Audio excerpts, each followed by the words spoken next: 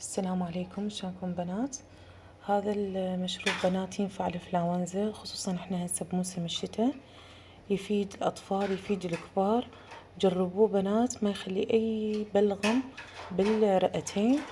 هاي هنا عندكم بابونج، هالبابونج هذا شكله. وعندكم هنا هاي مريمية، هاي شكل المريمية. وعندكم هنا زعتر، هذا زعتر مجفف، هذا شكله. وعندكم هنا بطنج، هذا البطنج اللي نيبسه ونستخدمه بالأكل. وعندكم هنا نعناع، هذا النعناع مجفف. وعندكم هنا زنجبيل مطحون، هذا أنا ما عندي فريش خليت مطحون.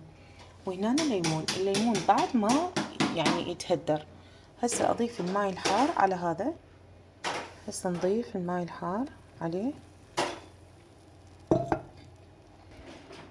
هسه بنات ضفت عليه الماء الحار، هخليه على النار يتهدر على نار ناصية.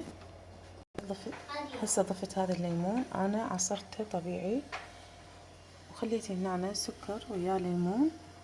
وهنا تخدر راح أصبه عليه. بس الألعاب بس لا تباوع قناة ماما.